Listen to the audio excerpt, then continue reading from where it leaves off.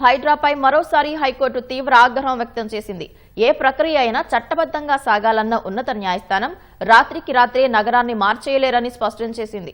సెలవు రోజుల్లో కూల్చివేతలు చేపడుతూ భరోసాకు బదులు భయాందోళనకు గురిచేస్తున్నారని మండిపడింది.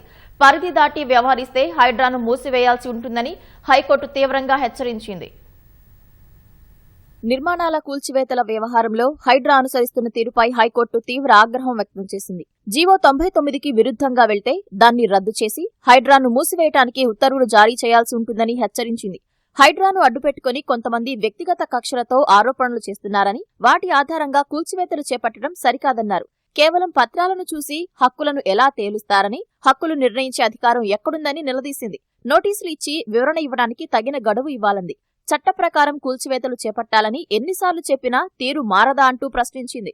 సంగారెడ్డి జిల్లా పటాన్చెరు మండలం ముత్తంగి గ్రామంలో తన స్థలానికి సంబంధించి సమర్పించిన వివరాలను పరిశీలించకుండా షెడ్ను కూల్చివేయటాన్ని సవాల్ చేస్తూ ప్రవీణ్ అనే వ్యక్తి హైకోర్టులో దాఖలు చేసిన పిటిషన్పై జస్టిస్ కె లక్ష్మణ్ విచారణ చేపట్టారు. హైకోర్టు ఆదేశాల మేరకు హైడ్రా ఇన్స్పెక్టర్ రాజశేఖర్ వ్యక్తిగతంగా హాజరయ్యారు.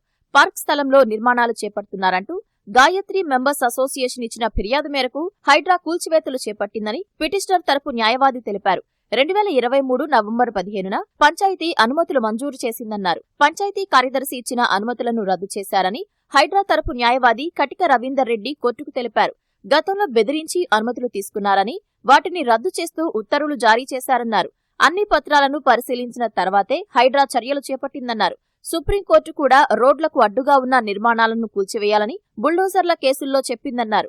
ఇదే కోర్టు ఇచ్చిన ఆదేశాల మేరకు చట్టపరమైన ప్రక్రియ ద్వారా చర్యలు చేపడుతున్నామనగా న్యాయమూర్తి అసహనం వ్యక్తం చేశారు.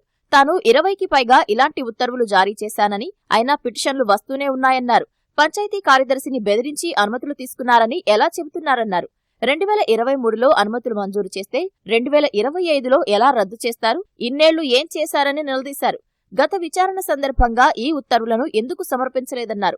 పార్కు స్థలాన్ని కబ్జా చేశారని, గాయత్రి మెంబర్స్ అసోసియేషన్ ఫిర్యాదు మేరకు చర్యలు చేపట్టామంటున్నారని, అదే అసోసియేషన్ హైడ్రా రాకముందు ఎందుకు ఫిర్యాదు చేయలేదన్నారు. పార్క్ ఆక్రమణ జరుగుతుంటే ఎందుకు మౌనంగా ఉన్నారని ప్రశ్నించింది. హైడ్రా భుజాలపై తుపాకీ పెట్టి పేల్చుతున్నారని హైకోర్టు వ్యాఖ్యానించింది. పార్క్ స్థలంలోకి వచ్చారని ఎలా చెబుతున్నారని, దాన్ని నిర్ణయించడానికి మీరెవరని నిలదీసింది.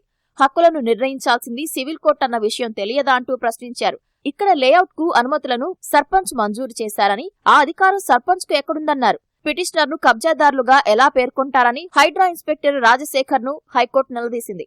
కబ్జాదారనే నిర్వచనం ఎక్కడుందని, కబ్జాదారుగా నిర్ణయించడానికి మీరెవరని ప్రశ్నించింది. తాను పిటిషనర్ ను సమర్థించడం లేదని న్యాయమూర్తి పేర్కొన్నారు.